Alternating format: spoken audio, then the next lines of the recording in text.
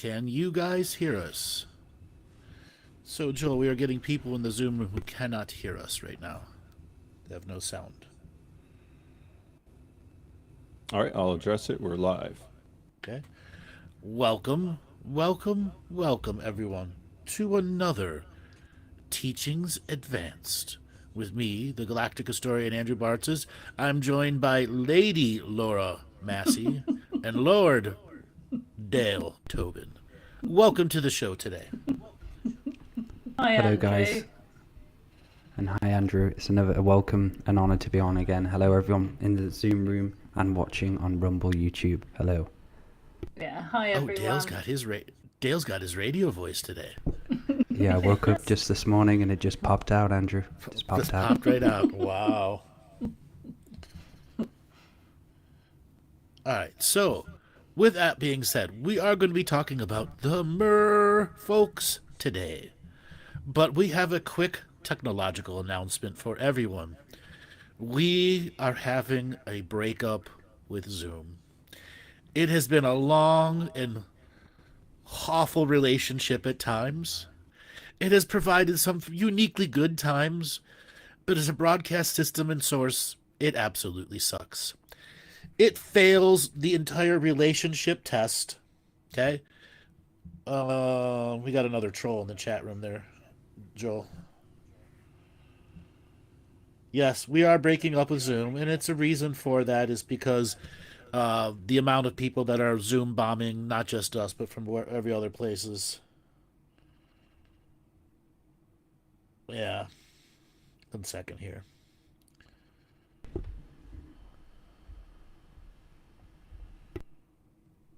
All right. Can you guys in the Zoom room hear or not? That is the other reason we're having ongoing issues, is Zoom is not being compatible with the advancing types of technology that we want to use. Yeah, so they can't hear us on that other side. Yeah. So we are going to be having a breakup with Zoom. Yes, I know there's going to be a whole bunch of you who are going to be sad, but we are going to be replacing it probably with a Discord server, which is a online voice over IP system that allows everybody anywhere to listen in, call in, use what we want to use. Anyways, that is ultimately what you're going to be experiencing. With that being said, Laura, do you have any last words you'd like to use before we get rid of our last Zoom show?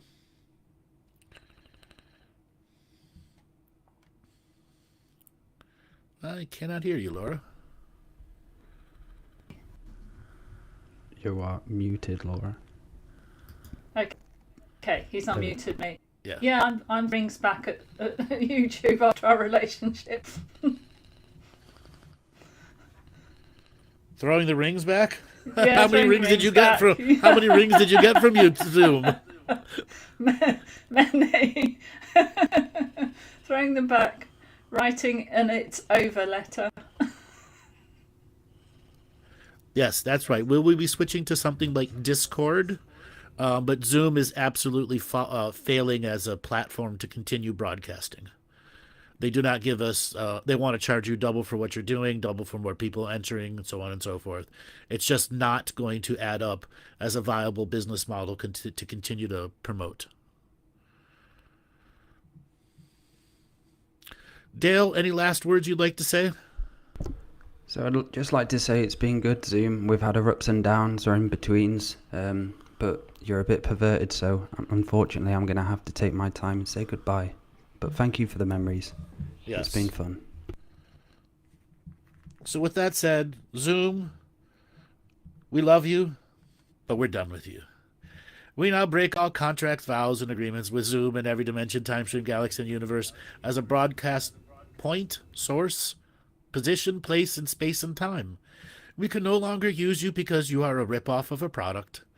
And the features that you give us make it virtually impossible to create a show that's in conjunction with what actually a show should look like. You've attempted to say, yes, but you are a fake-it-to-make-it program. So, Zoom, you have faked it to the point we've replaced you, And yes, everybody, this will be the last show where we'll be featuring Zoom. We will be setting up a Discord server. Please go to andrewbartzis.com. Sign up for the email list if you have not signed up. The email list just tells you when the shows are coming and what things are going on with the various shows that we have going up, as well as all the links to get everywhere. If you are one of those people that is worried, I've never used Discord, we're going to be putting out a how-to-use video on Zoom, on Discord, and we're going to make it very easy for everyone that's out there. And that's right, Zoom is a fake-it-to-make-it program. And we've had to stitch together shit just to get a show together today because Zoom is one of those 16,500 words I can't say in the beginning of a YouTube show. With that being said, we are breaking up with YouTube too, okay? We could go to Rumble right now. That's going to be our main broadcast source from now moving forward because YouTube has now given me a deadline. If I do not accept the new terms of service by March the 15th, I am fully demonetized. And what are those new terms of service? The 16,500 words they don't want you to say, as well as you can no longer sue them in any way, shape, or form. If you would like to go and read your create or email and the change in the terms of service, you will be shocked at what they are doing. They're making it impossible for mid and low level creators to actually get any form of traction or move. With that being said, we must evolve. This is that moment of evolution. And we'll be offering a 12-step Zoom program at some point as well, if anybody wants one. A 12-step Zoom program? How to leave Zoom, the 12 steps. Yes. Yeah.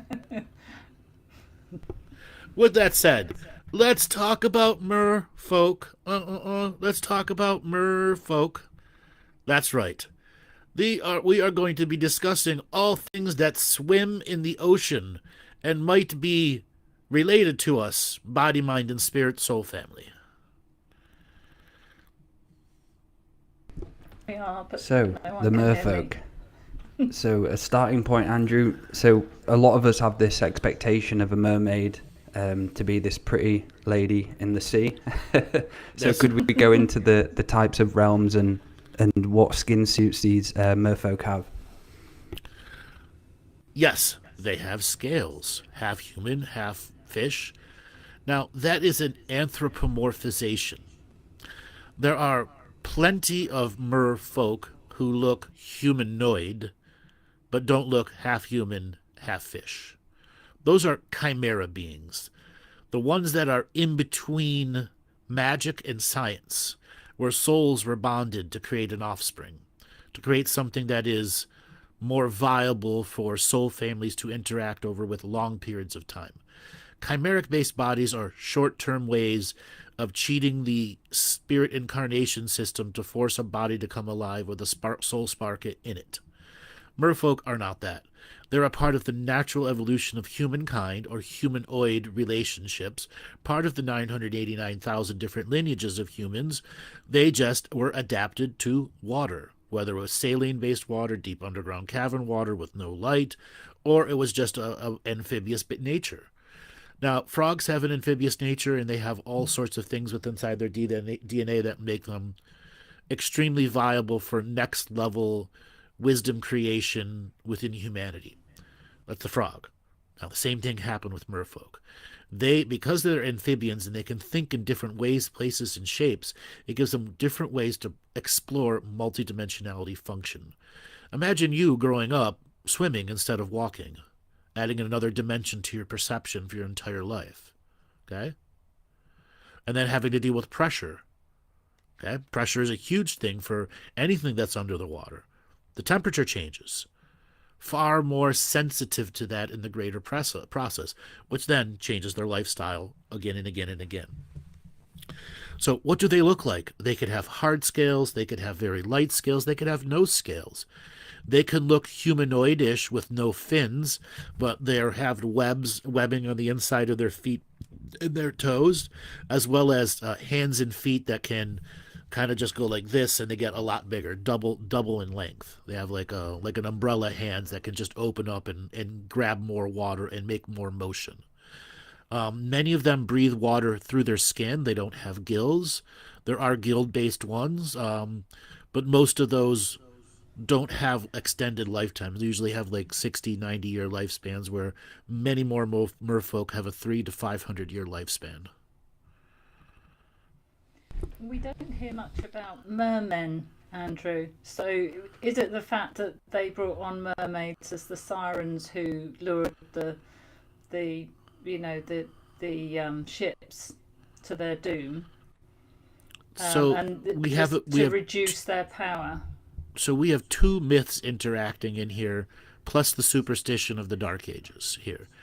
So Theseus, the Greek trailer, he's the one that introduced the myth of the sirens.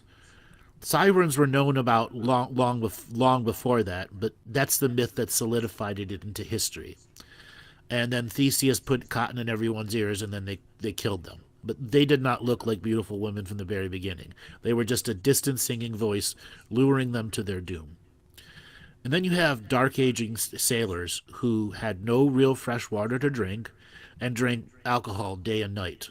Drunk, complete and total drunkards with a high level of superstition, and no women allowed on the boat for months or years at a time. So imagine you're a man who's drunk and there's only a bunch of men, and you hear this weird thing on the thing, and the first thing that comes on your mind, it's a woman singing to me. That superstition is what played into the never-ending concept that merfolk women do that. Now, mermen have many historical references through culture in which they attacked ships as well as saved members of ships. And it wasn't just the one blue princess saving one guy. That's all Disneyland stuff. Many situations, historical characters of myth were saved by merfolk men.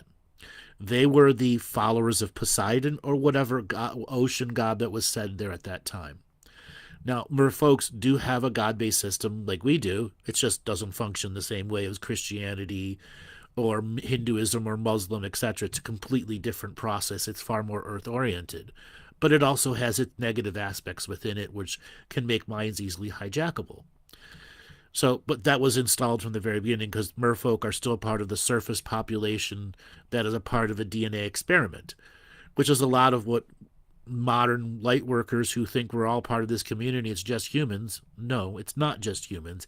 It's anything that's consciousness on the surface of the world, and the underwater of the surface is still the surface of this world. It's when you reach around 40 to 70 kilometers below the surface does subsurface life begin. So how do they give birth to their young?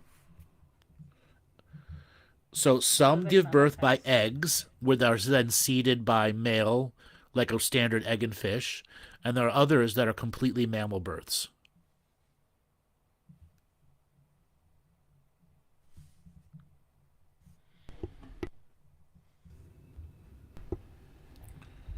Sorry, excuse me a moment. Joel, have I still got an echo I need to address? I don't think so. Okay. I think it was just echoing when Andrew was talking. You had your mic off mute, so yeah, just put it on mute when Andrew or I talk, and the echo disappears. Okay, fine. So, what are mermaids here to? Are they here to trigger something within our DNA, like memories or? So let's take mermaid out of the language process here, because superstition, myth, and folk history absolutely confuse its purpose. Why are the women of the sea the ones that are saving? It's everything in the sea is saving. But at the same time, it also wants to be saved. So there is absolute an influence from the subsurface world to change the surface worlds. But the subsurface world has been looked down upon by the surface world and the surface rulers for a very long time. They are considered secondary spiritual citizens of this world if you are in the sub-aquatic worlds. And it's the surface worlds through the positions of domination and control and the force of getting people to the surface worlds instead of having subsurface lives, which creates two forms of spiritual citizenry here. And they no longer want to have a secondary spiritual citizenship process. So really, are these merfolk celestial technology then? Say that again? So are these merfolk the I am technology, but the celestial, are these celestial connected as well, have that celestial source? Yes, they have the celestial technology, except they don't they don't have the same form of seated philosophies that we have here. They have an ocean-based, connective-based religion that is potent and powerful, but it doesn't have the ascended master teachings, though they do exist down there. And when they spread too rapidly, there ends up being a culling of those societies that learn too fast.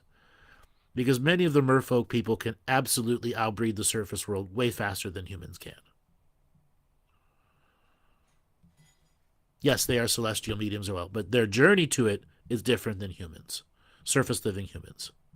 Until such a time there is a far more balance between surface and subsurface realities, meaning both acknowledge each other, exist with histories. So for the setup of the, say, astral cities down there, is it a lot like here with the many different astral cities available? It's exactly the same, but just in the ocean. So astral cities for ocean worlds have similar positions in the astral societies, but subsurface astral worlds have different set of rules. You can't go from a surface astral world to a subsurface astral world without making the transition of energy and pressure. So there's a transition period. You can't just instantly teleport into it. So how can we best assist them now? What is it they need? Like, they need relevance now? They need a voice now? Well, how do you give them relevance and voice? I go down to the waters and play my flute to them and listen. And listen and just try and, receive messages from them. Mm-hmm. That is doing what? Exactly. For me, it's making them relevant now. Okay.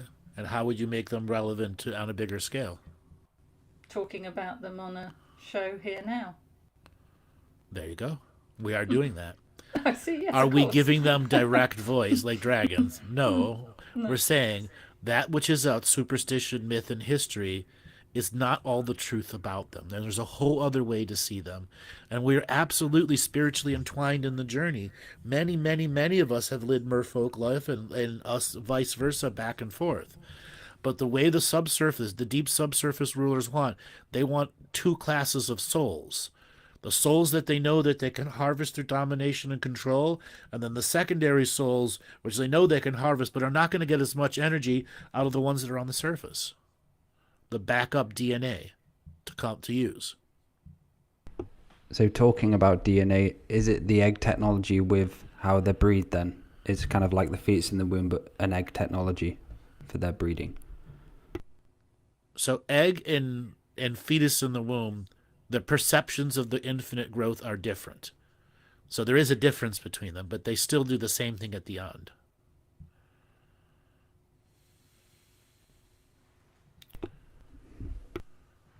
Now, is there anybody in the chat room that wants to make any direct questions about merfolk?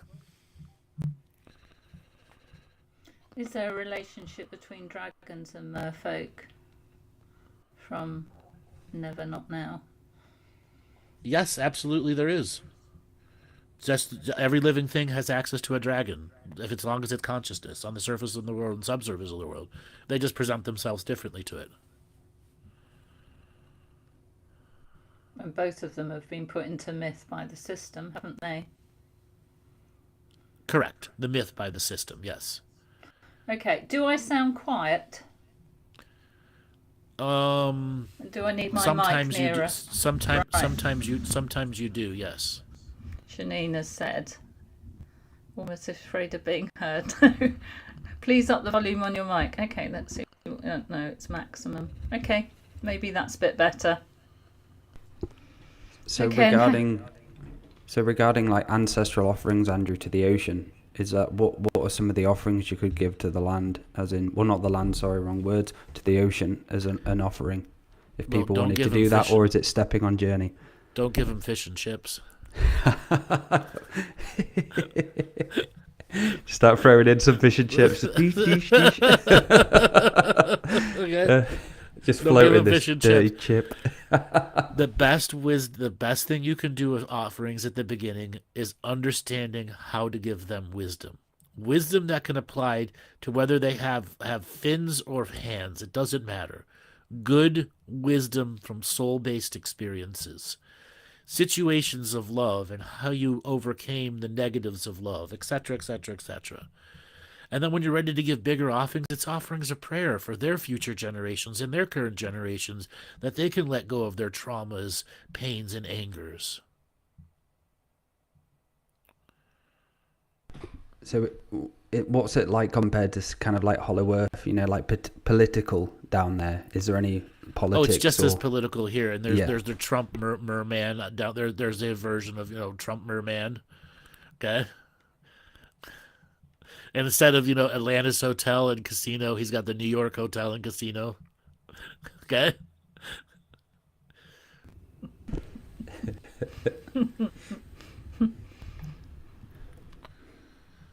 How do I have access to a dragon? You need to go and listen to our show last week. I think that was the dragon one, wasn't it, last week? Yep.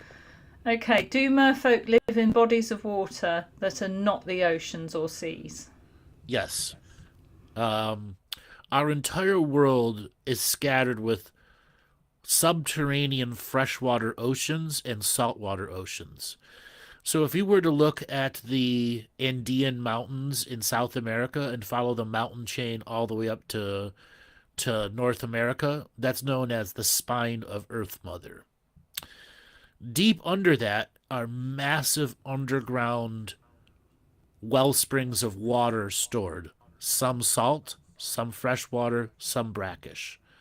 But there's hundreds of thousands of miles within that spine of the Earth Mother, and wherever there are giant mountain chains connected, of underwater tunnels, tunnels and spaces and places separate of the oceans or Great Lakes.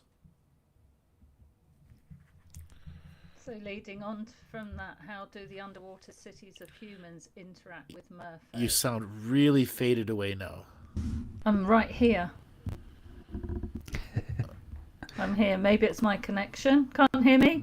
No, it's better now. It's better now. Yeah, better now. Okay.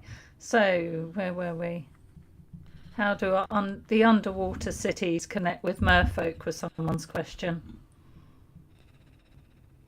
How do the underwater cities connect? The That's city where of they live. humans interact with merfolk.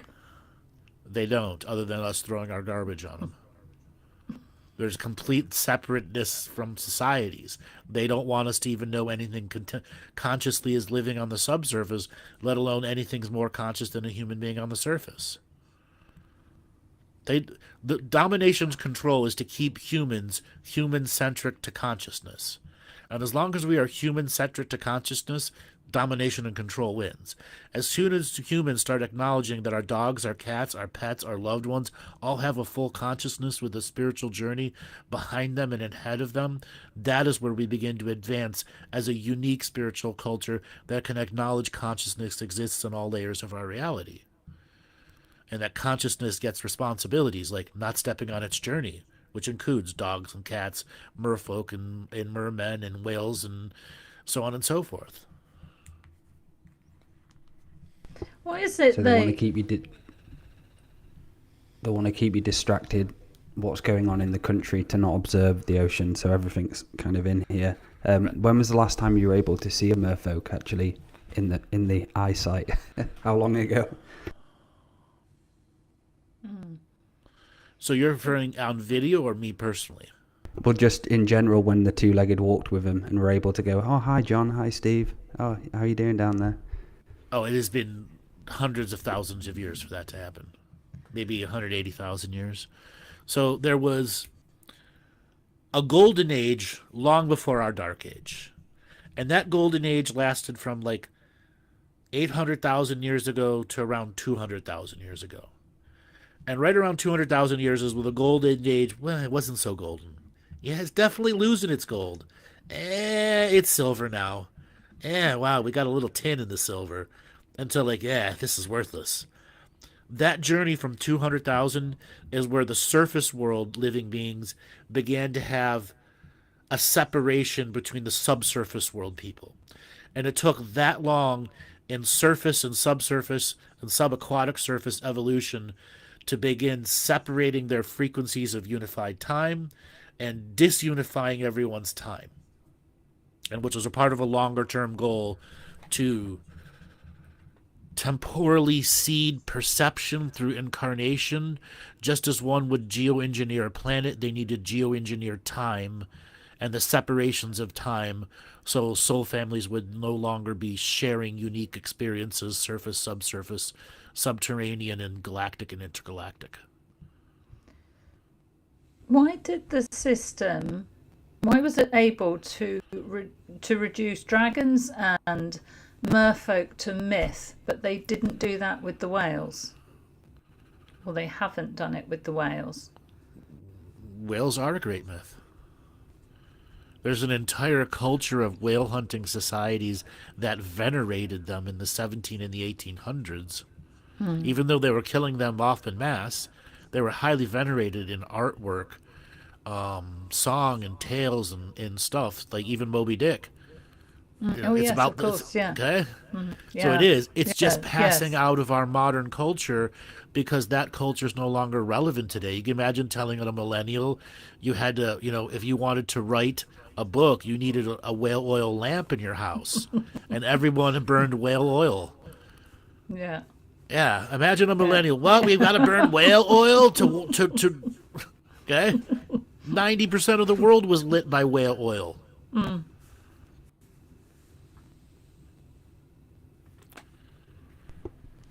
Can they travel interdimensionally with technology?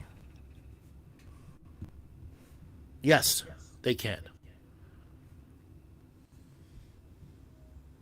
Oh, is gravity a factor for merfolk? Yes, it is. Gravity and pressure. They are also gravity sensitive, meaning they have an electromagnetic field that they can produce in small spurts that is almost like a short anti-gravity burst, which allows them to stay motionless or increase their motionary speed.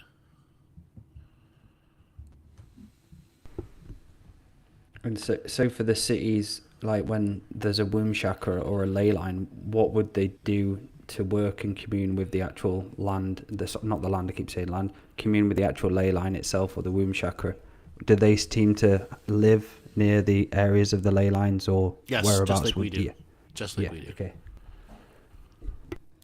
My daughter thinks she's part of a mermaid. How is this possible? From Denise. Humans and mermaids have been interchanging lifetimes for thousands of years, just like humans and horses have. There's the thing you got to remember, the terms I used earlier.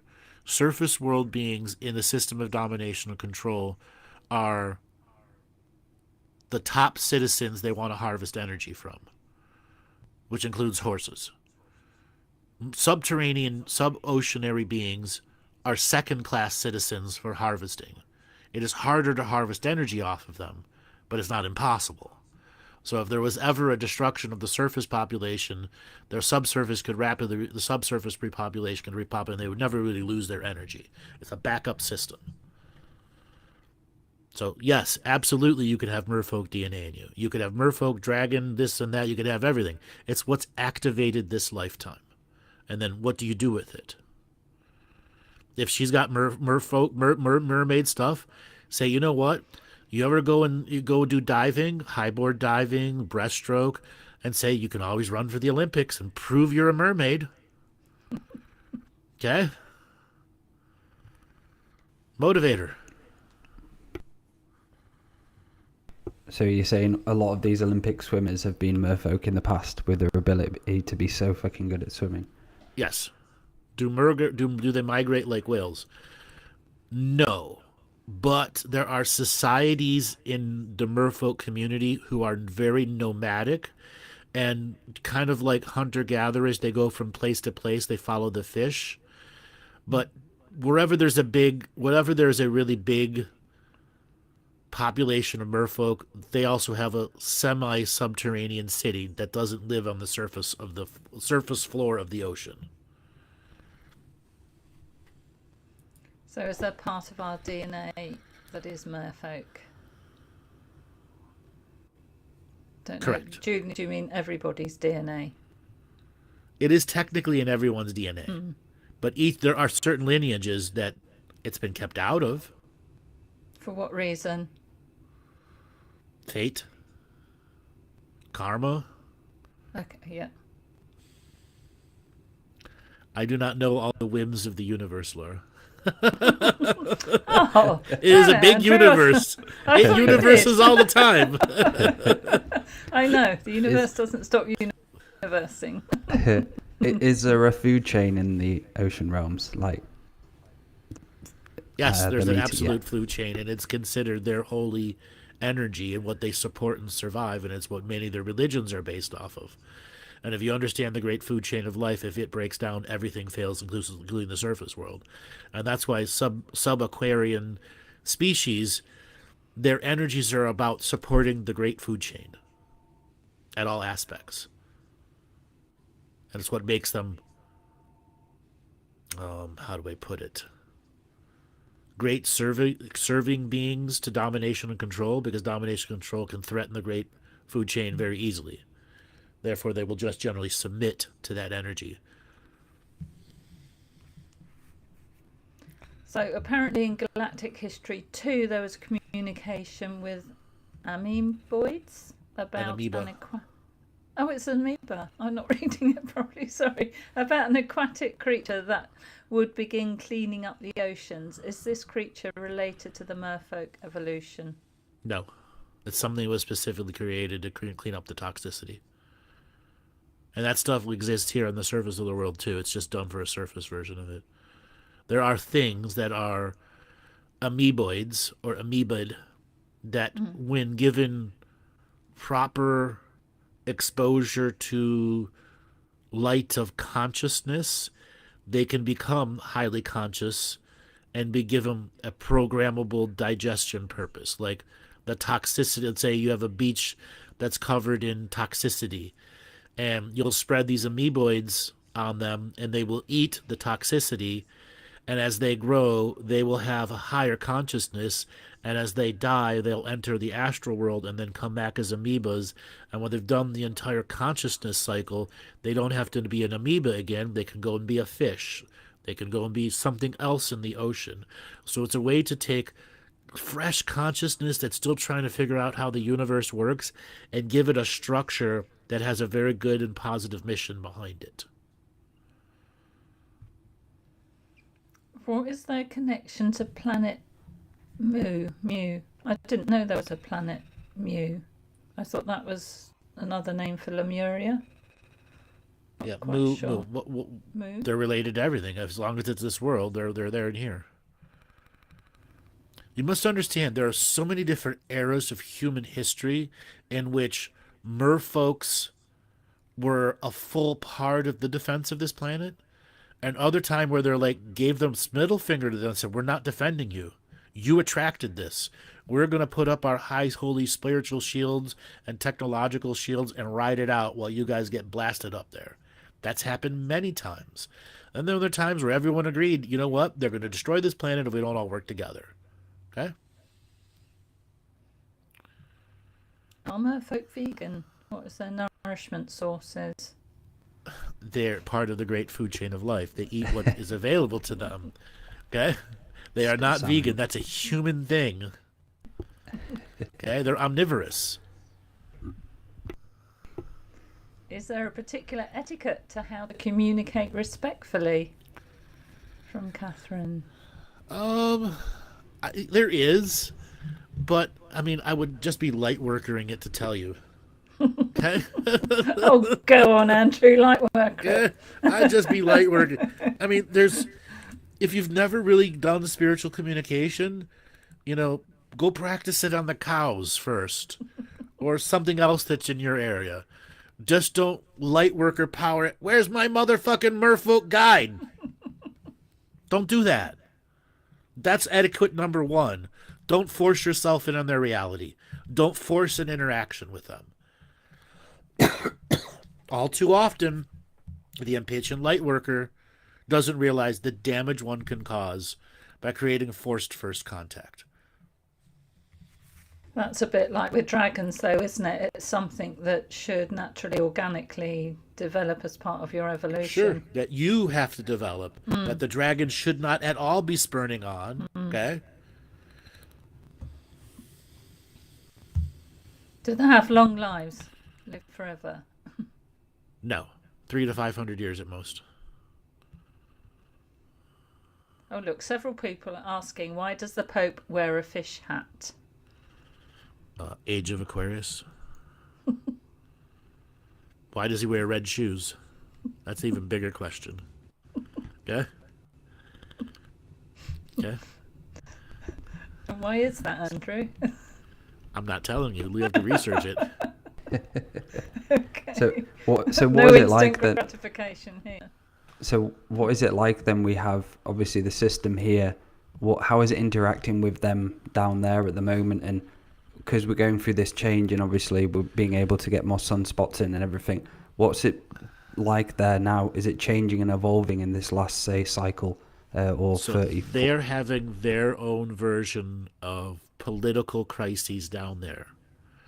And they're having their own version of zealots and martyrs to their unique causes taking over political and governmental positions.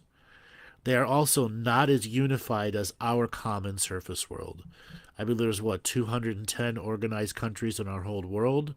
There's probably 800 or 900 individual merfolk countries. Okay? So you can imagine how small and fractured it already is. And they're already very much lineage oriented. Let's say you're a merfolk person from China and you want to take a merfolk airplane to South America. You can do that. Will those merfolk in South America accept you in their culture? Probably not. Not unless you bring something completely unique to them from another society that fits their unique culture. So what specifically technology was able to split them up into that many kind of sections? What was They did it. the They system? did it themselves, just like humans. Like, think of it: why herd animals collect together. Fish get into schools. It's just built into the DNA that they have a common source that they work with.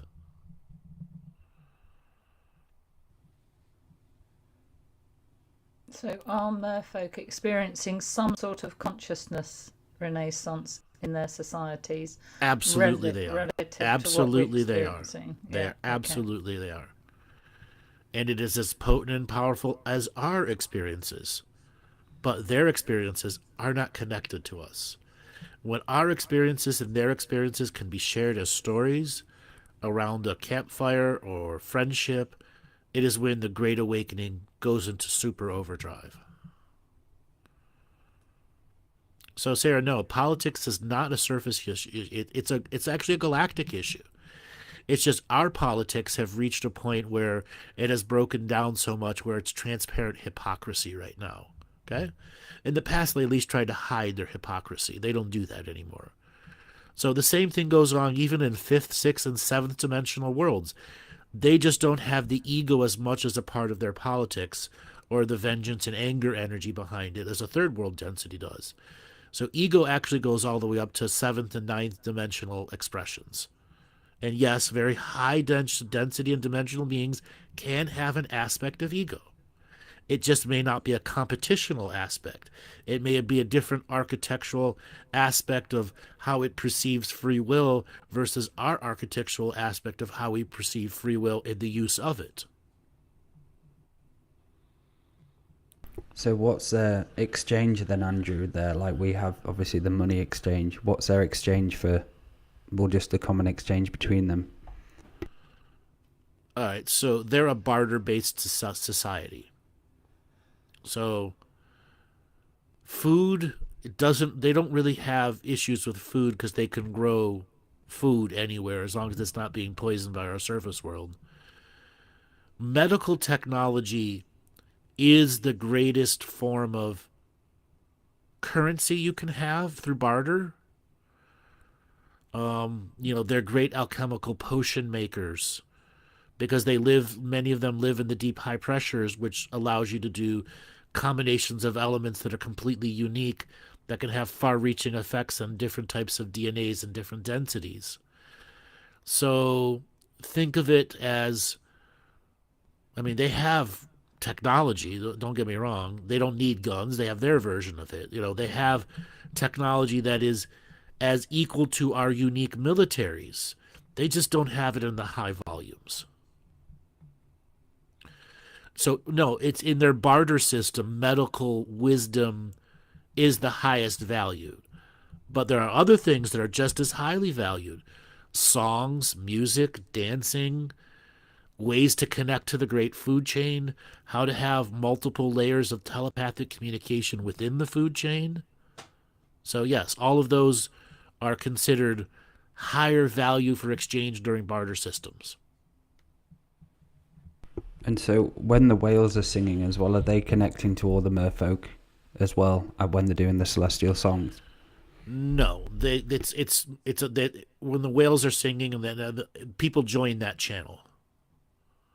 Okay, and there are those that are like, yeah, they're all singing. I'm not partying with them right now. Okay, maybe I'm gonna go party with the tiger fish or the sharks or whatever.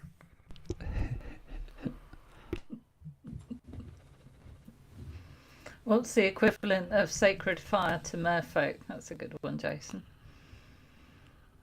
Oh, okay, this is known as blue fire.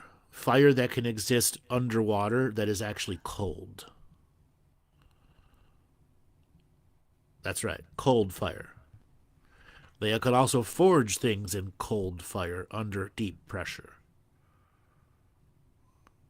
Here in the surface world, we have blue flame, what's known as the shaman's flame, where we take rubbing alcohol and you put it into a bowl that has Epsom salt inside it, and it colors blue. Okay, because it's hot, and then the rubbing alcohol. Down there, blue fire is an element. Okay, and it's something that can pop up in certain high pressure areas, such as on the fault lines, or where there's ever special mysterious places. They'll go out there and harvest blue fire because, I don't know how to describe it. It's like a bubble of energy that has a blue flame on it, and they can harvest that bubble and put it in a pot, and kind of like a plant it grows, except it doesn't have a physical growth structure. It's all energetic. And then they can kind of put a whole bunch of them into one bigger space, and then they can feed it, I don't know how to describe it, like this brew they create. It's like when we brew alcohol, they have their version of doing it, where it's like crushed up guts and shit. That's the only way I can describe it. Of other living things that are carrion normally on the ground, on the subsurface of the ocean. The ocean is covered with dead shit everywhere. That's what makes oil in the future. They just harvest that dead shit and grind it up and then feed it to this blue flame, which then allows them to have an inverted warmth. It burns cold, but consciousness can convert it to heat. So is it a form of life force for them? Yes. Yes. Is there and it's part of their anything religion, too. Is there anything they create that manifests on the surface world that we would find even Blue flame walking does along the exist on beach? our blue flame does exist on our surface world. There have been many deep cave divers that have run across the blue flame. There are our Great Lakes. Where I'm at right now, I'm right near the Great Lakes. In history's past, there were hundreds of merfolk stories. Those have all been removed from our history. If you go to the Great Russian Great Lakes, before they were drained, there was also huge merfolk societies there. What ended up happening is those surface merfolks, they went and became total subsurface. As I talked earlier, our entire world is connected by these subterranean oceans that are not connected to the surface oceans, or are connected to them through a tunnel process. So there's many different merfolk in, say, locks and rivers and stuff. Everywhere, yes. That's why I said if you broke them down, there's about 200 human nations in the whole world. And if you're looking at the merfolk nations, there's about 900 nations. So it was Loch Ness Monster a merfolk then? No, it was a plesiosaur, actually, that I hybrided remember with you some saying. other beings. And then When it died, it was kept alive as a myth through magic. So it's a ghost, and there are living ones too.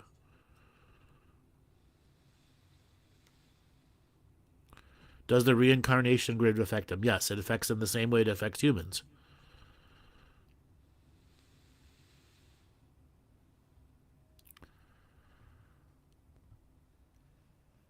Do you guys see the Zoom room? For some reason, I got booted out of it. Yes. Okay, as long as it's working fine. You know what? Let me switch devices real quick. Okay. Just 1 second here. I don't know how active it is though, the Zoom room. Well, this is where a good time for us to say we are having a breakup with Zoom, guys. We just can no longer deal with the abusive relationship that Zoom does to us. Hold on 1 second. Let me switch devices real quick. And some great questions as well, guys. So keep coming with those questions. Some incredible ones. So, Laura, should we talk about Scotland while Andrew's swapping over? Yeah, can do if you want to. Yeah. Change tone for a moment. So the latest is for those who are on the Express email.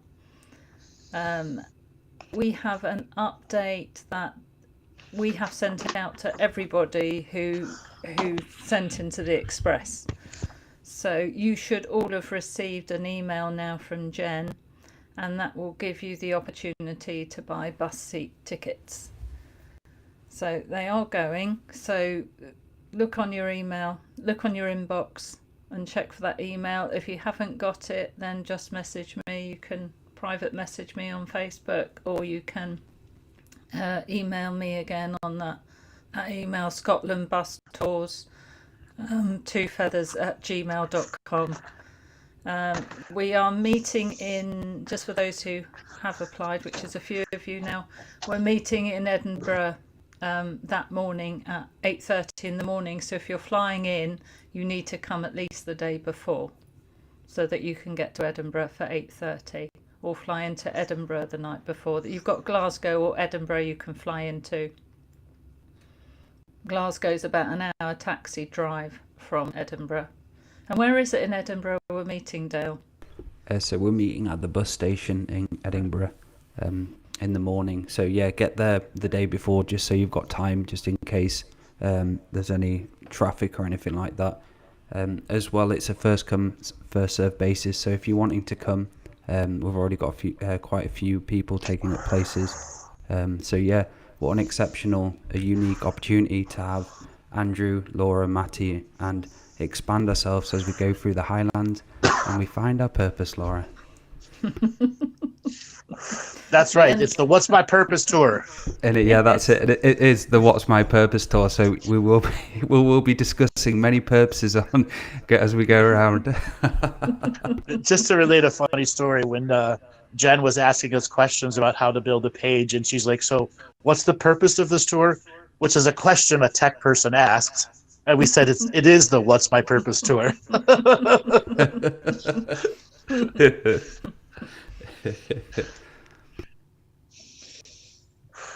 All right, so with that being said, everybody, we are breaking up with Zoom.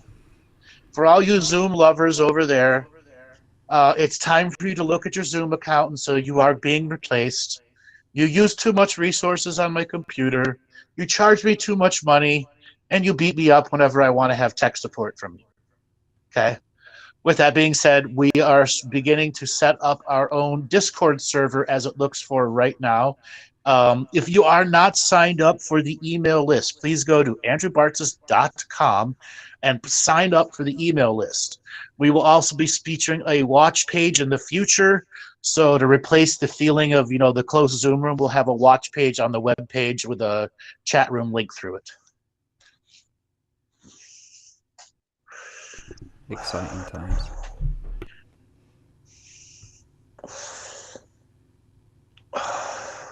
So, Merfolkies. Any more questions on Merfolk? Oh, what is Merfolk connection with the Fae? Good question. So Merfolk have their own version of Fae. and Fae act as mediums who help merfolk go through a mini form of awakening, and they go from merfolk to Fae DNA, and then they can go from Fae DNA to human DNA, and it's a way to transform a merfolk living being out of their merfolk soul families, and then get on a surface galactic deeper connection, because many of the subsurfacers are blocked out from some of the deep space communications. It's why we have so many underwater UFO beings coming down here. So that gives them the experience they're seeking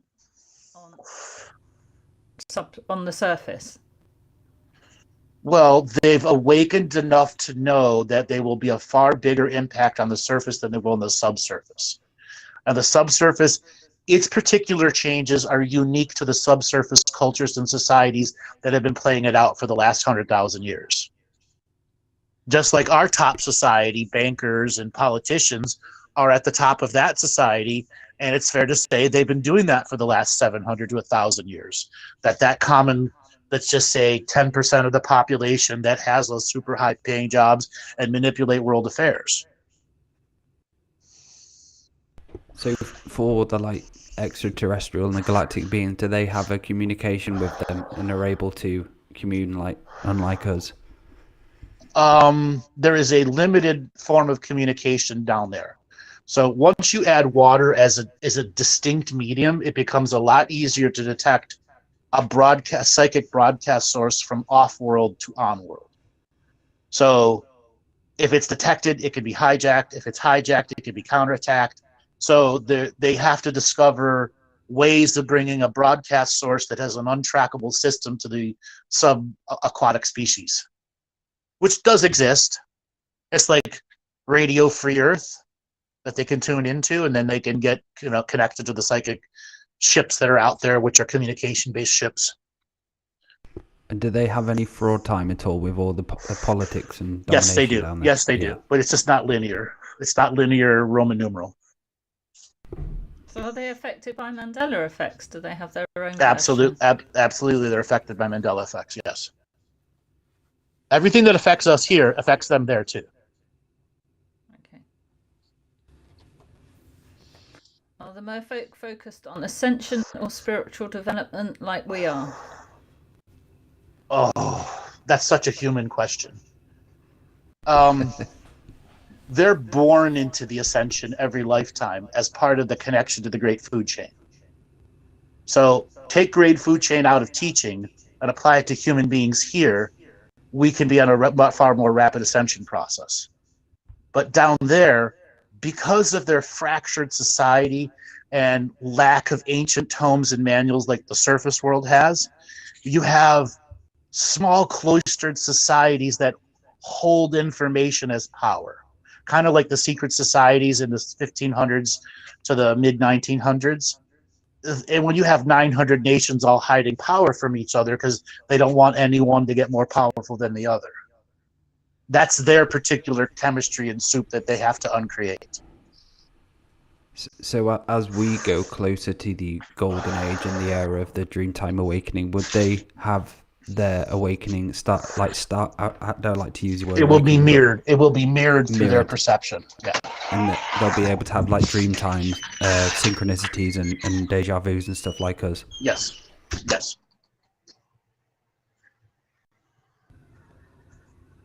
We've got the potential to meet them in Dreamtime just like any other species, haven't we? Yes, and we've probably, and everybody probably has met at least one merfolk in dream space. You just didn't realize it. Okay, I'm going to switch devices back. So 1 second here.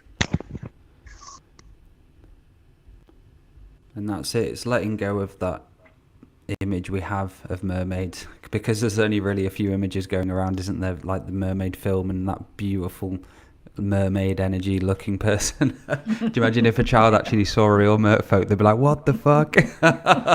Well, somebody That's what it should look like. Somebody earlier asked if we were going to show any photos of merfolk. Well, I think you can find loads, can't you, on the internet and on YouTube. How real they are, I don't know. Merfolkandtheraw.com. I don't know. That'll be a banned website. That'll be a bad website. What are you trying to look up here? So How do they mate then? How do they get jiggy with it? So they're seeding eggs, or they're jigging it like human beings, except their phallus system is a little larger than ours. Okay. And do they have many partners? Is it just limited to one? Is it? Do So they are have they kind of like the? monogamous? Are they monogamous? That breaks Yeah. down to the different cultures and societies there. Not all of them are monogamous. But they're not polygamists either. And how many sexes do they have? So we're meant to have a lot more than two. Do they have more than two sexes, obviously? So they have a guaranteed 3 sexes: male, female, and fully androgynous, and can change to what meets needs in the time. So they are a survivor-based DNA, meaning if the world's going to fall apart and there's only a handful of beings left alive, there are always going to be a small population that can change their DNA and become man or woman. And they could do this in a span of a year, shed off their female parts and become men, which then changes their DNA, which allows them to be compatible to repopulate a world without genetic degradation. How did the timeline genocides impact the Merfolk, and what was their role, if anyway? It scrambled them as just as much as they did us. And the same goes to the nuclear weapons when they were doing it, putting those off. It just annihilates all the realms in the ocean. Then. So they could be in timeline fallout shelters just like we could. Correct. Expand on the Zodiac trap, please. Okay, so this may alarm some of you transitioning light workers over there. Astrology has issues. Okay? Many of the systems have large holes and contradictions with themselves. It is why I believe the reader over the system. The reader knows how to get through the holes in the system and the philosophy. So when a reader of an astrological table understands the positions and knows through instinct, that's far more of an accurate read to me. So what are the planetary logoses doing to subsurface beings? The same thing it's doing to us. You must remember, domination and control has separated us into 2 types of soul-based citizens. Who's the most harvestable and who's not as harvestable. If you are one of the most harvestable, you get a spot on the surface world. If your soul is not heavily harvestable, you can go to the subsurface world. Forcing 2 classes of soul citizens, which is just another way to break up the infinite communications and soul-based societies that operate on every living place in the universe.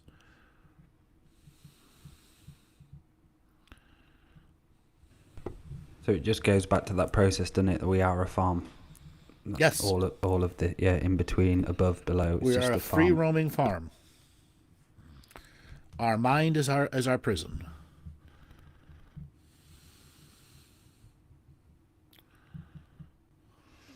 Oh, I like this. Are there any other elements the Merfolk work with unknown to us? Hundreds, if not thousands, yes. Oh, okay.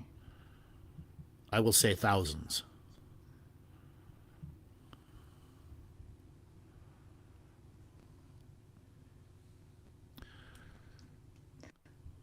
We dealt with, do they have linear time, didn't we? Yep, they do. It's just their version of it. Oh, does Not the Roman sun? numeral. Okay. Does the sun play a part in their society? Absolutely, just like it does here. Without the sun, there is no food chain of life. And the wind and so on. So all the elements are equally as relevant there, aren't they? Yes. Oh, I like this. Can and do the Merfolk manipulate surface weather? In the past, they were very much weather influencers, and that has waned significantly in the last 300 years. Why? The magic societies of the surface have always been embroiled in a power for control over the weather. Weather determines how fast your population can grow, and if you're a local farmer, meaning a subterranean farming the surface, you need your consciousness to grow as fast as it can possibly be so you can harvest as much energy from them. So there was a long-term battle between the surface and subsurface wizards where finally there was just a treaty that they basically signed and said, all right, we'll stop manipulating storms to make it more advantage to us, including, all those pirate ships that got sunk by hurricanes out of nowhere. A lot of that was merfolk stuff, okay? But it was also surface wizards tearing down everybody else's stuff. But that treaty broke down, and advanced weather control technology was put on the surface that was far more potent than any of the technology the subsurface beings had. And once again, they were made secondary class citizens with secondary class technology, and when they began to rise up in different ways, they were wiped out. Wiped out. Just like the indigenous cultures of the surface world. So have they gone far deeper into hiding? Yes. Yes, because they fear being wiped out. Yeah. And they won't reappear really consciously, out of conscious choice, until we as a species have raised our consciousness. Correct. Because it's not safe acknowledge for them them to as do so. consciousness. Acknowledge Yes. them as consciousness. Yeah. And begin writing it into our laws. Yeah. Do they live in houses? Yeah, they have houses. Just not like ours. Do they go to work? Yes, they have That's jobs so like we do beautiful. too. Okay, they have jobs like... Their society has many similar situations and circumstances as the surface world. Do they ride motorcycles? No. But do they have something that's similar to it? Yes. Do they have biker kings? Their versions of it? Yes. Do they have So sacred what- practice? Yes, absolutely they do. What density would you say they are then? Are they like in the fourth density? No, 3rd and 3/4. Okay. So if they're in the 3rd and 3/4 and we can't perceive them, what does that mean then if they're in the 3rd and we're in the 3rd and we can't perceive them in that way? Well, there are laws of the global narrative that can stop you from seeing them. If the whole world disbelieves in something, can one person see it? That happens all the time. That's called the Mandela effect. Wow. It says the rest of the world's going to call him crazy. But when large populations of the world going, hey, I see that, and there's a small population of the world's, no, you're crazy, you're hallucinating, then people go, hey, something's wrong here. And that's like the star systems and where everything is exactly the same. Yeah. Yeah.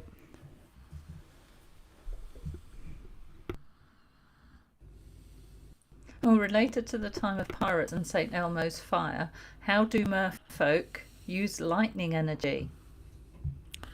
Oh, they harvest it. It's how they harvest much of their high frequency technology. And whenever there are big hurricanes going through, they have these we'll kind of call them like machines that are pre-positioned wherever hurricanes regularly exist, that stay right on the surface of the subsurface of the ocean, on the ground of the ocean, and they'll put up these like antennas that will begin harvesting electricity out of the storm and storing it in the machines, and then using a form of light energy wave to transfer power from one place to another without a drain off of the power.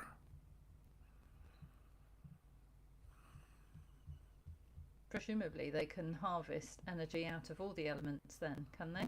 There they can. They can, and they do.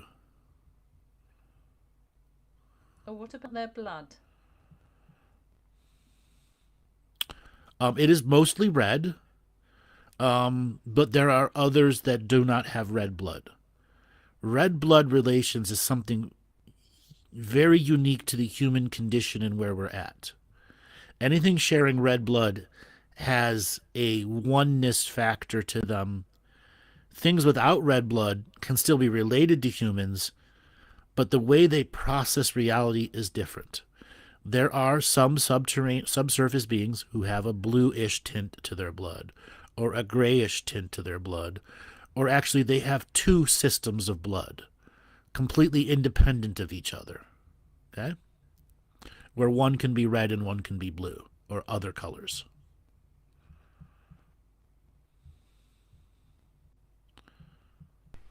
And so below the ocean, then, is it the connection to Hollow Earth? So you've got the Ocean Society and the Merfolk. Then below that, as you're going into, obviously, the planet, the kind of core, would it be the Hollow Earth going into that and them connecting as they go down? Is that like the next society down in a sense? Ask that question again. I'm a little confused at it. So you got the Merfolk and the Ocean. So below them, is that that Hollow Earth? Is that where it starts? Kind of below the. So roughly 90 kilometers below the surface is where the line of your subterranean being begins. And there are subcrustal beings who live in the space of that 90 kilometers between the surface and the subsurface before you're in the density zone of being a subterranean, who are also hiding from the controllers of this world. The remaining giants, some of the remaining insectoid beings here, some of the other lizard factions, some which are chimeric hybrids that have created their own cultures and races, and they're regularly being hunted down by the subterranean masters because they're not supposed to be on that part of the world because they represent a way for something to get into the incarnation grid that they don't want. Have you discussed the different colours of blood on any other shows? A few times, yes. Okay. Maybe we could cover that again sometime. Not now, but... What has Starbucks done to the Merfolk image? Commercialized it like Christmas. You know, Christmas was never a real holiday the way we have it today. It was started by Coca-Cola and J.C. Penney's. Quite literally. As a marketing campaign in the 1930s. Late 1920s and 1930s. Don't believe me? Go look it up. It's the truth. That's a very successful No one brought campaign. trees into their house like they did there. Beltane was a pagan ceremony in which they did that. Okay, that's completely a manufacturing process, a marketing manufacturing process. What parts of the world do Merfolk have the most influence on? Like where their cities are? I mean, influence on what? The rest of the surface world? They generally don't want to communicate with the surface world because the surface world's constantly trying to make them go extinct. Okay? And then there are other aspects of Merfolk who have made deals with the systems of domination and control to do exactly what they're supposed to do. Keep the food chain going, no matter how much the pollution is. Can the Merfolk perceive the 8th colour time yet? Yes. We can Yeah, too. obviously. It's just a matter of Yeah. how do you know it's another color if you've never seen it before? It's an experience. Yeah. Do they have the same level of messing manipulation of their DNA in their world as there is on the surface? If not more there.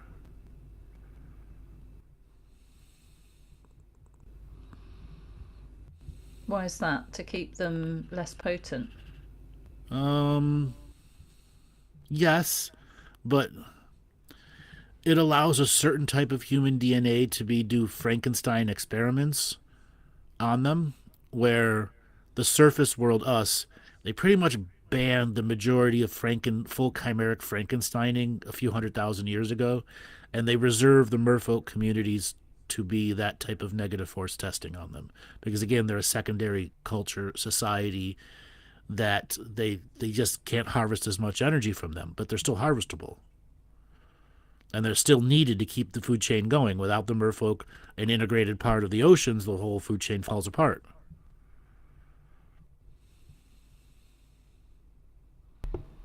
So is there a lot of good restaurants down there then? Yes. So somebody says, is there a Merfolk version of Andrew hosting a talk show about the weird surface humans on the Merfolk interwebs right now? Yes. Yes, there is. And we can bring him on as a caller if you want. We'll link up streams. He's on MerTube. Do they go to officialing star? Yeah, and he's getting rid of their Mer Zoom. Okay. And yes, they have a Mer Google down there, a Mergle. Okay.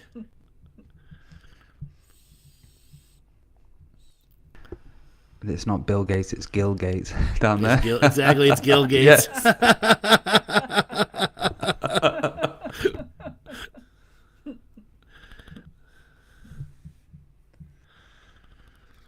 Well, shall we take calls? Yeah. Yes, let's do that. So, if you are in the Zoom room, it is the only place we can take calls from now.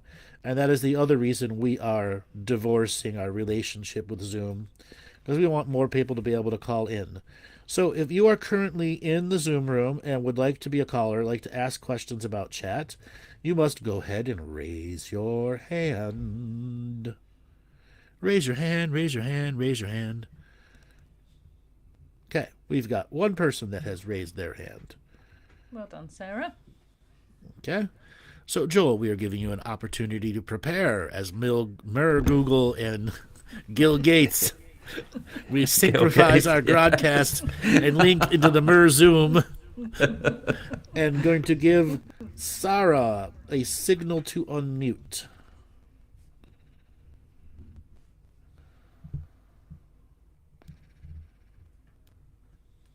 Hello, can you hear me? Hold on. Echo. Yes, we can hear you. How you doing? I can't hear anything. You can't hear anything. Can you hear us now? Is it working? I don't know. Is it working? No. Hold on one I second. can hear on Zoom, but Yeah. It's working on Zoom, but it is not working. It is not working here. I can hear nothing.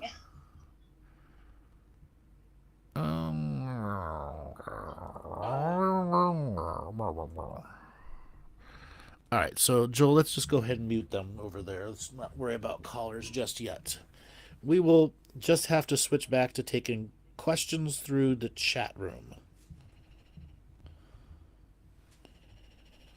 All right, now everybody, now you know why we are divorcing with Zoom. They have made some features, just makes the program absolutely useless to becoming part of a greater broadcast source. With that being said, please go into whichever chat room are, like in the program that we are using right now. I can see the YouTube chat, I can see the Facebook chat, and I can see the Rumble chat all at the same time. And yes, it blows by pretty fast. So if you're over there, I can see everybody's combined YouTube chat and Rumble chat. Sorry, minus Facebook. I don't think I say Facebook's link in here anymore. Or is it just YouTube? Anyways, just go ahead and write a question in that you want to know about Merfolkian societies. I think a lot of people are asking about the coral reefs. And are there merfolk that maintain the coral reef? And in the Shaman's Death Revocation mentions the importance of red coral, as you do in whale teaching. Yes. So the red coral is what revitalizes the great food chain of life. It's a magical source of generation of energy. So when coral forms, it takes hundreds and hundreds and hundreds of years. So when you see a red coral tree underneath the ocean, that's 300 to 500 years for it to create like that. And it turns red like the blood of human relations, through the filtering system that it uses. And red coral is a very highly sought-after magical property, both surface and subsurface, because of what connects us back to the great food chain of life. It's like have a direct oracle-type energy to the food chain, which allows you to be nurtured with wisdom from the great food chain, and how it reacts and interacts, and how it all knows it's part of the oneness process.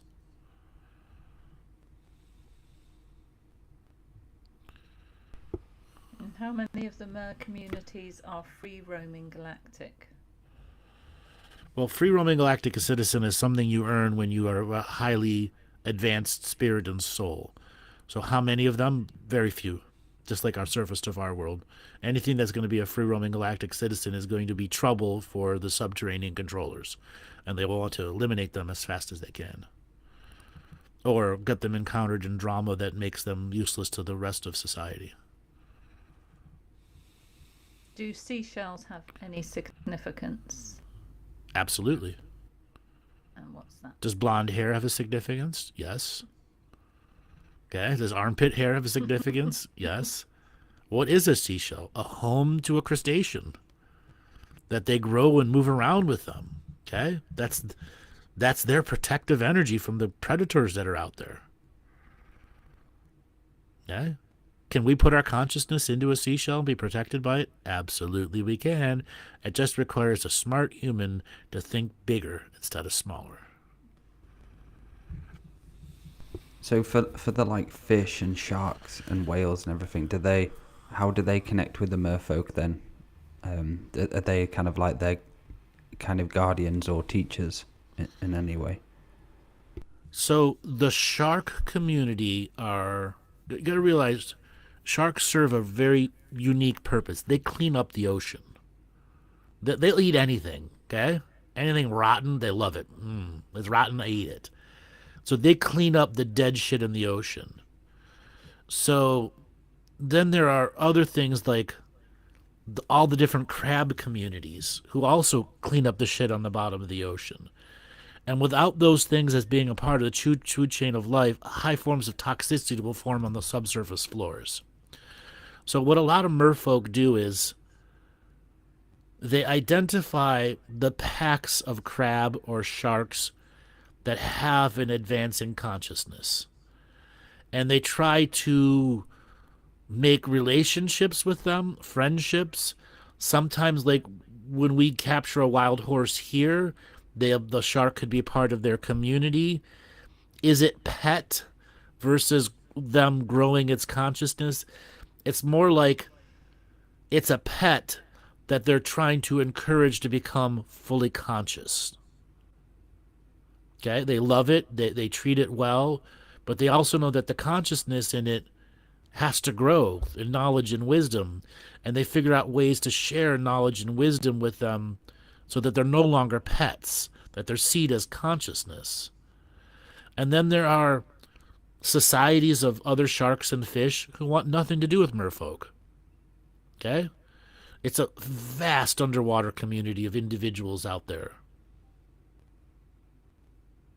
Do they all share the same dream time, though, with Earth Mother, just as we do with them?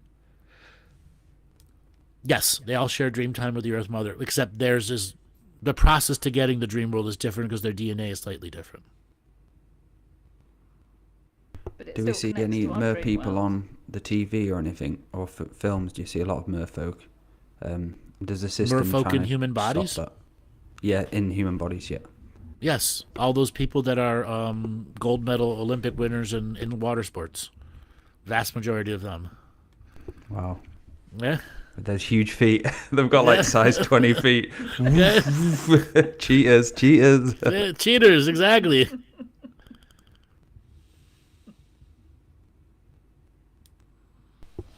So, relative to all of the other interdimensional species and dimensions, how relevant are the mer to the human species?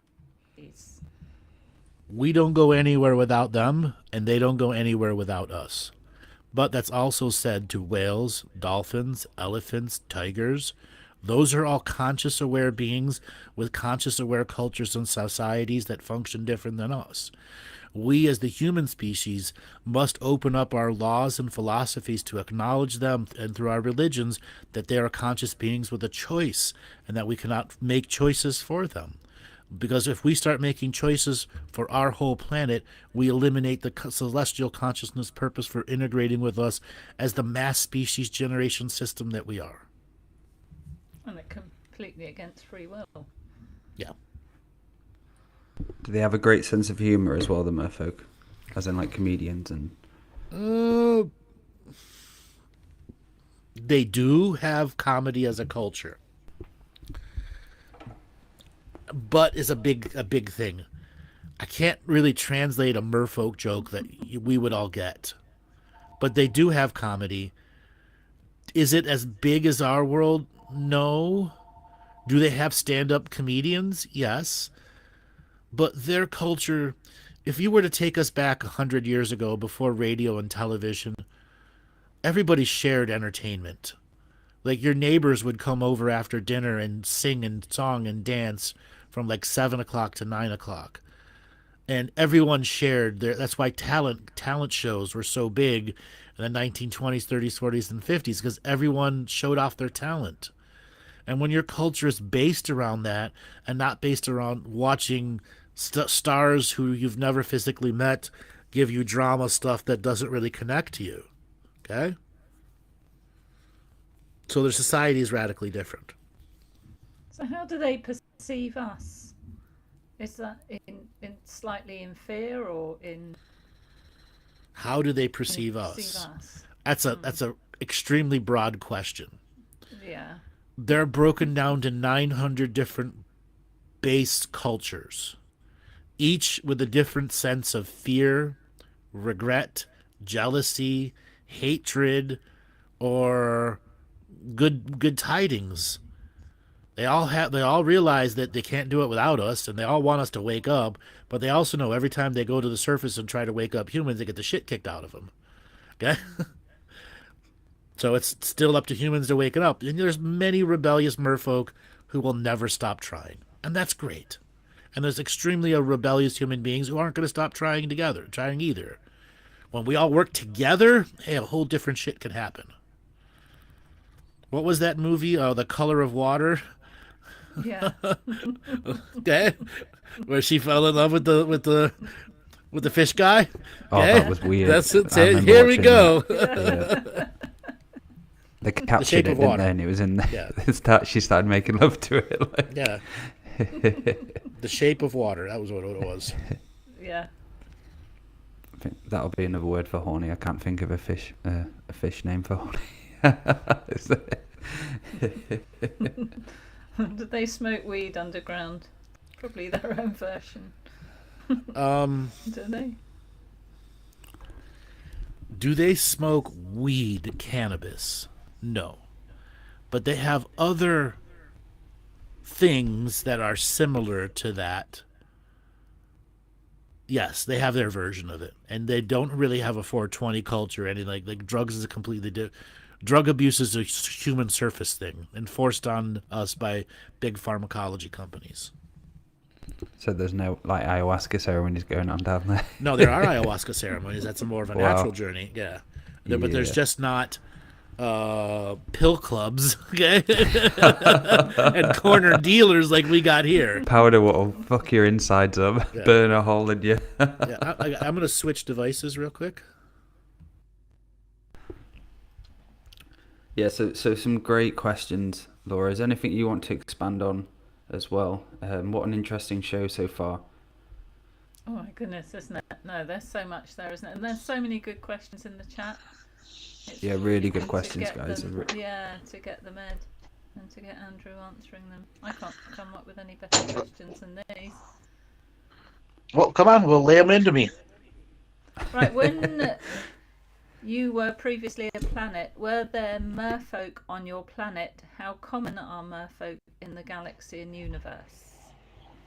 They're as common as human beings. They're an aspect of the human cultures created by the founder races. For life to exist on a world, you need a large volumes of water, and for those large volumes of water to be able to support large populations of humans or anything else, you're going to need a food chain that supplies that all. So merfolk are the tenders of water. So they're a foundational piece of creationism for human-based societies. So what happens when like they start nicking some of the ocean water in the past, where they started just taking loads of the water out? What does that do to the Destroys merfolk community? destroys their cultures. Okay, yeah, makes Just like sense. destroying the indigenous cultures of our worlds. It's fair to say the Avatar movie where they showed the ocean version of them. In centuries past, it was that there could you could have similar connections and drawings to it, but the people of that world knew that they existed. We haven't been allowed cultural acknowledgments of existence between surface and subsurface for tens of thousands of years.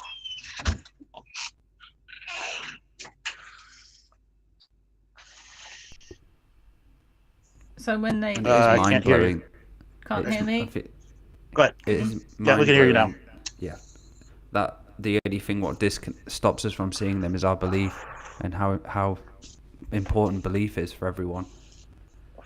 And also their fear of coming to the surface to get hunted down. Okay. And what would, when you say getting hunted down, Andrew, what would you mean? So say if one guy popped up to come out, what would there be kind of like booby traps in a way ready for them? No. So- They if they made any type of significant impact, meaning somebody made a Facebook post, "Hey, I saw a Merfolk here," there would be remote probes dispatched to the area that could track that Merfolk's subwater scent thousands of miles Wow. back to their home, and then they kill everybody in the village. That's the standard thing. Anybody who goes to the surface and makes a splash up there, we kill all your whole family, like the mafia. And what would be taking them out then? Would it be Remote operated ships, directly operated ships, subsurface okay? military groups, kill and control teams. Wow. just sounds like Avatar, doesn't it? The Way of Water. That's why I said there's a lot of similarities there. Yeah. And which organizations do that? Is that like the Navy? Are they one, or is it like secret? government? All groups, hundreds of Yeah. different groups. Okay. Yeah, hundreds of groups. I'm hearing an echo. Is it me? It will be, yeah. I don't know. It's gone now. Yeah, it's as low as on mute. It's gone now. So, what is the surface layer?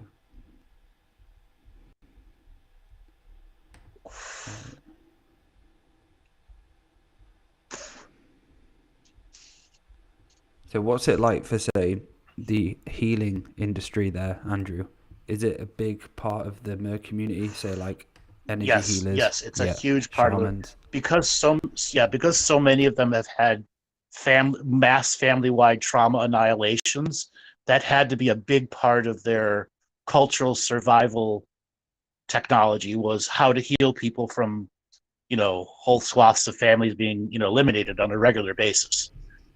Otherwise, no one would want to live here. Wow. So it's a lot. It's as above, so below. It's a lot like here. Yeah. Are there Merfolk light workers? Yeah, just different version of it. Mer worker, Mer light worker. What do they use for crystals then? What do they get obsessed with buying crystals down there? Is it shells instead? No, crystals are in every physically 3D living society. Crystals are very much a part of growth of consciousness, all throughout the universe.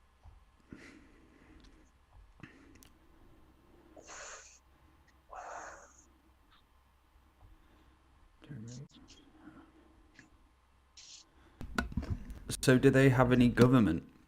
Is there like a government Yes, system? they do. Yeah, which basically tells them what to do. And is there something like a TV or anything? So that kind of they put don't them through a have narrative? they don't have government like we do.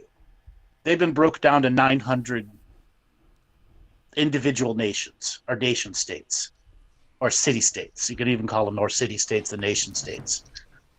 All of them have different varying degrees of technology and different forms of subservient governments that are usually clan ruled. Clan meaning clan leaders, similar to the indigenous cultures, who are philosophically oriented, but also understand the nature of the subterranean controllers and the whims that they have and can do to the subsurface world. They're often in treaties and negotiations with the subsurface controllers to do a variety of things, which is keeping the food chain active even while pollution's in full effect. So, for the multidimensional beings, when they were able to populate the surface Earth, did they do that with the Merfolk as well? Did they Yes, populate? yeah, Yeah. yeah. Wow. So do they have light bodies like we do? Yes, they do. And can they consciously use them the same way we consciously use ours? Like a precognitive workforce and things like that. They have all that available to them too. They don't have the dumbing down process that the surface world does. They have the killing off process. So the killing off process can eliminate, instead of there being 10,000 geniuses per generation, there's 5 geniuses per generation. Instead of there being millions of geniuses per generation, there can be a handful because of the mass kill-offs that happen. And is their DNA such that, like us, they hold chemical memories and light, or are all their memories only in light? They operate just like humans. They operate just like humans. So really But what you're saying is they're aquatic humans. Yes, that's what I was saying from the very beginning. They're aquatic humans, but they've been made into a second-class soul citizen because the nature of their DNA is the system can harvest less energy off of them than a surface living human. So what has it been like for your own personal journey with the Merfolk, Andrew, in your life and your?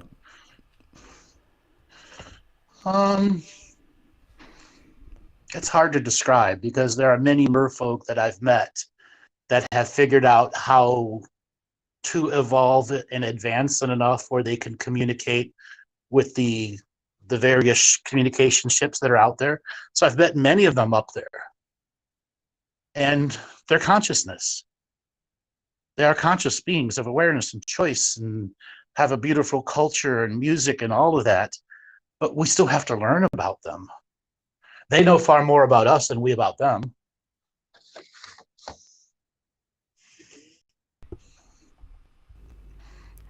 Are Merfolk, that's a good one, yes, Jason. Are Merfolk craniosacral pulses equivalent to ours, to surface? So, good question. So, they have a cranial pulse that is based off of the pressure of the ocean that's there. They can increase and decrease their cranial pressure because they have more sacrodella pumps than we do.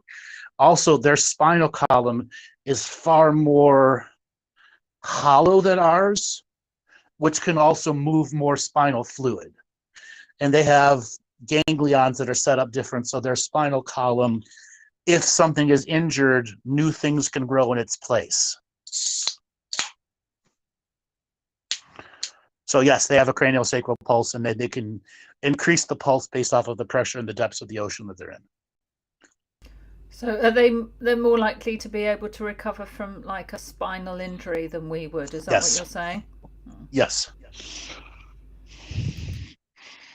And how did, I won't mention the name, but how did the thing which we've been on in the last few years and been locked down from, how did that affect them? Did it affect them in the same way it did to us? That is spread throughout No, it did affect them because it's a time traveling retribution virus. So they had their version of it happen down there. It just wasn't manipulated by the news and the government.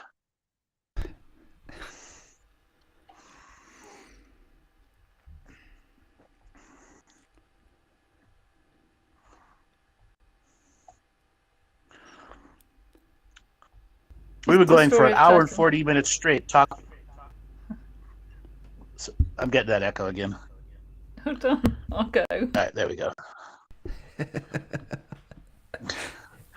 So we were going an hour and 40 on Merfolk. Do you ever think you could fill that much time on Merfolk? I could probably go another hour, honestly, because we got some pretty good questions going. Yeah, I think the chat room could go another hour as well. I really do like this chat room situation. I'm just going to say it. It's incredible that everyone is able to ask questions from all the platforms. It's really, really Yeah. cool. Yeah, and that's why we're breaking up with Zoom. So everyone, if you're new and you're just thinking, we are breaking up with Zoom. We are no longer using it as a source. It has been a very, very bad girlfriend, metaphorically. Okay? It wants to charge us double the price, gives us less features, and abuse us left and right. So this is a breakup show with Zoom as much as it is about Merfolk. So we'd like for you to go to andrewbartzis.com and sign up for our newsletter if you have not done that. That will tell you the new chat features that we're going to be using and all the different platforms that we're going to going on. With that said, we are also divorcing ourselves from YouTube. YouTube has sent all its creators a new terms of service that if you do not sign by March the 15th, they demonetize your channel.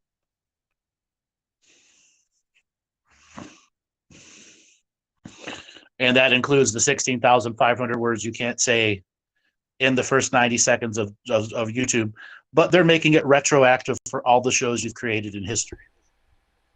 Yes, retroactive. Are they doing that terms of service to everyone then? Absolutely every channel? Well, they're doing it to North America first. Okay, yeah, because I haven't seen that one yet. You should have. Well, you're not monetized. Your channel's not monetized, that's why. Yeah, that'll be it. So this is our now Also, a single party, isn't it? Now we're free. Also, they take away your YouTube partnership too. So it means you no longer have access to Google AdSense. That's how dire of this is for people out there that don't understand it.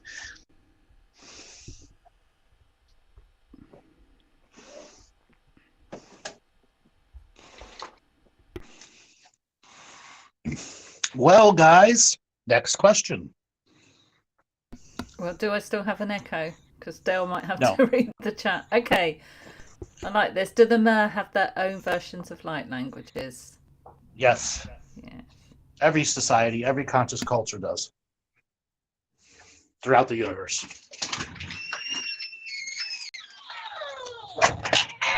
Are Merfolk able to shapeshift into different suits, or I'm guessing not with the free density reality?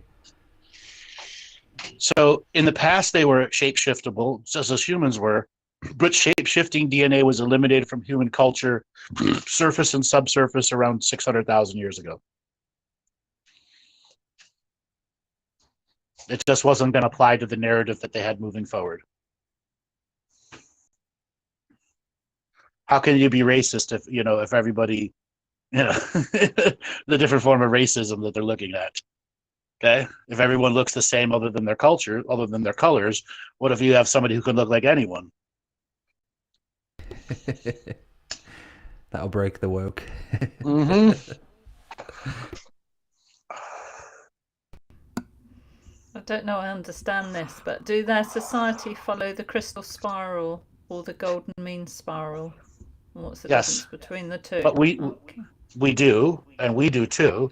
It's just myth, culture, and history has influenced what those mean to actuality here. Okay?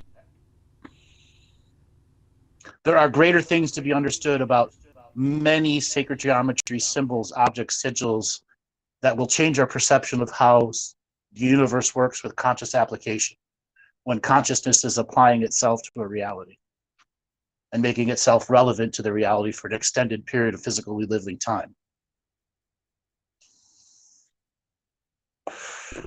So do these Merfolk have the same, you talk about a lot of the human technology, so they'll have obviously more chakras than the 7 chakras, but they have innately the 7 chakras? No. Okay. They have the 7 chakras like the humans do, and they have the highers and lowers too. Yeah. As a being under pressure in the water, at a younger age of their awareness, do they get aware that they have other chakras, unlike humans who never get aware unless a book tells you about it. They get a natural awareness of their chakras and how they can be altered by the energy of the earth itself.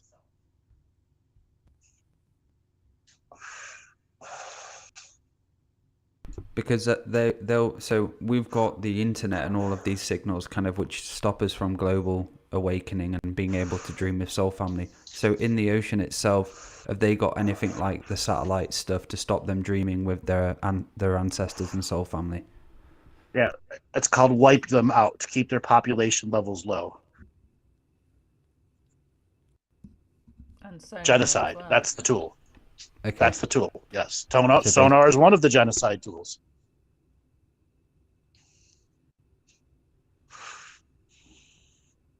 Do Merfolk value gold? They value all the elements, but it's based off of the rarity of which it was originally formed as an element. But they don't get gold fever like we do. That's a human condition. Surface human condition. That was system created though, was it? Say that again, you broke up. That was system created though, wasn't it? Yes, through greed and avarice and arrogance and all those other things. Yeah, Merfolk are karmic resolution beings the same as us, yes? Yes, absolutely. They have just been made into a second-class soul society because their DNA, when incarnated in, they harvest less energy out of them than the surface living humans.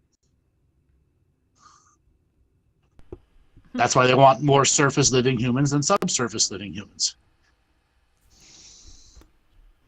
So when the Earth was at the time where they said not many people wanted to come here because it was that bad, so was it the reflection of there as well? It was really seriously bad. It used to be a lot worse. Yes. Like it did here, yeah. Yes.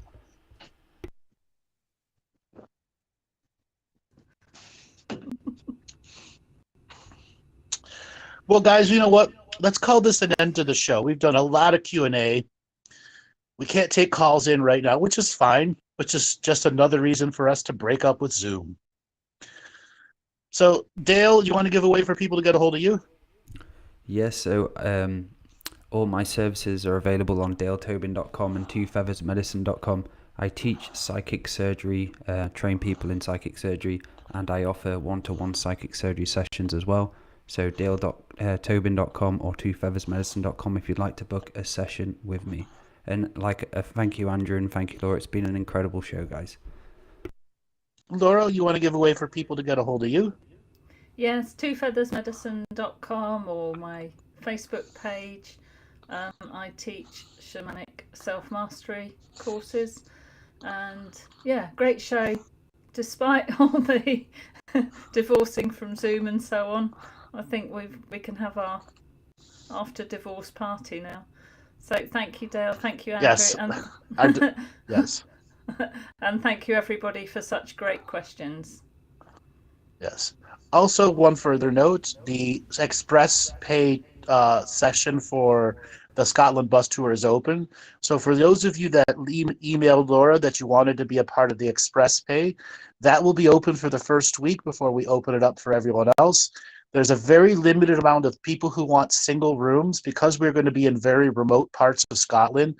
There are only 3 slots now that are available for single occupancy rooms. Everything else is double occupancy. There's only 26 seats available on the bus. They're going to fill up fast. The express pay people will have a week to figure out before we open it up to everyone else. And Laura, did you have any last words, or Dale, any last words on the Scotland trip? That it's going to be a unique experience, and I'm really looking forward to it. There's a lot of planning which has happened into this, and we thought about it. Was it in the end of September, Andrew? We first talked about it, yeah. Yes. And it's been a long process being able to get everything finalized, a lot of work, but it's very exciting to have this opportunity to be with Andrew, Laura and Matty as well, and go around the Highlands and be able to just have fun, just complete fun. Yeah, I'm really looking forward to it. Yes. And if you haven't received an email and you've applied through the Express emailing system, then please message me again, either by email or even on my Facebook Messenger. I don't mind, that's fine, because I want to make sure you do get the opportunity. All those who What's your email, Laura? So it's scotlasstour 2feathers@gmail.com. Okay. but I just want to make sure that everybody did receive, because Jen sent out all the emails to those people. But if you're worried and you did apply, then please contact me, because obviously, as Andrew said, we want to give you the first choice before all the rooms go. For all the With that seats being go. said, yes. With that being said, we're going to call it an end today's show. We will be back next Thursday with a mystery show. What could it be? Join us next Thursday, 2 o'clock Eastern Time, for the mystery show. It'd be good if we could play James Blunt, Goodbye My Lover, Goodbye My Friend, and the outro for Zoom. All right, Joel, take us away. Thanks. Thanks, guys.